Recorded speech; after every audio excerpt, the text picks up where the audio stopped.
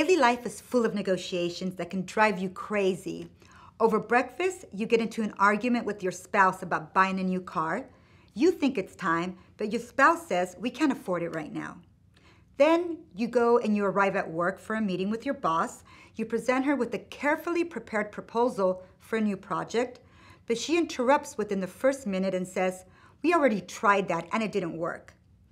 Now in the afternoon, you take a contract to a new client to get it signed. They have already agreed to all the terms verbally, so a simple signing on the dotted line is all that is required to make it official. But then he says, my boss won't let me sign this unless you give us a further 10% discount. At night, you want to watch your favorite TV show, but your 13-year-old daughter wants to watch her favorite show. Obviously, your show is better. She yells at you saying, you should just buy me my own TV so I can watch whatever I want. The great news is that each one of these situations could be navigated in a productive and effective win-win outcome for all parties involved using the 4-step process of negotiating with difficult people. Let's take the breakfast situation. You're bothered because your spouse rejected your request to purchase a car, stating you could not afford it at this time.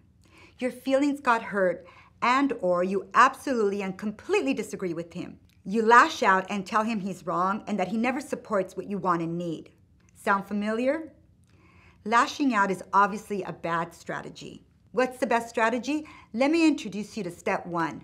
Don't react. Go to the balcony.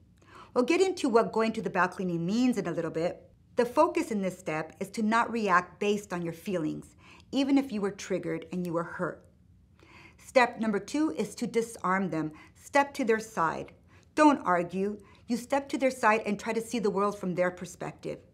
You thank your spouse for protecting the financial interests of your family and tell him how much you appreciate him. Step 3 is reframe and change the game. Instead of rejecting what he said, you accept it and you reframe it. You reframe it by telling him that purchasing a new Tesla electric car will save $300 a month in gas. Reframing works because every message is subject to interpretation. You have the power of positive perception, the ability to put a problem-solving frame around whatever the other side says. Reframing is one of the greatest powers you have as a negotiator. The way to change the game is to change the frame. Then you close the deal with step number 4. You build them a golden bridge. Your job is to build a golden bridge for them to cross over to your side. You build a golden bridge for your spouse by adding a delight factor. You tell him that not only will you save $300 a month, but Lily, your teen daughter, can drive your car, the one you can't wait to get rid of. She can drive it to school and drop off her younger siblings at school on her way. This frees your spouse from the morning drop-off at school routine he's been doing for years and complains all the time about. The deal gets done. You get your new Tesla, your spouse has mornings free before work, your teen daughter thinks you're the coolest mom in the world for letting her drive the car to school, and your little ones are super excited because they have their older sister take them to school every single day. You win and everyone else wins too. Now, don't we all wish negotiations were that easy? The reality is that difficult people bring about difficult negotiations that trigger us. For women, their greatest fear in negotiating is their own emotions, losing control of them. It's important for women to understand their emotions and how to manage them in negotiations, but don't worry, we are going to spend some time on emotional triggers and how to manage them in our next lesson. Preparation is key to success in negotiations, but it is perhaps even more important to prepare your emotional strategy. Think about your last difficult negotiation, where you responded in a way that you're not proud of. Now ask yourself the following questions.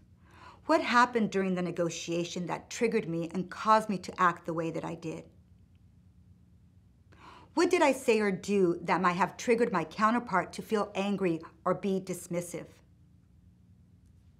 Spending some time answering these questions will help you be proactive in your future difficult negotiations. In the next lesson, you will take a deep dive into identifying your emotional triggers and learn how to manage them so they don't control you and derail you in your future negotiations. Your homework before the next lesson is to watch the Serena Williams US Open video. While you're watching the video, pay close attention to what triggers her and think of ways she could have prevented the outcome.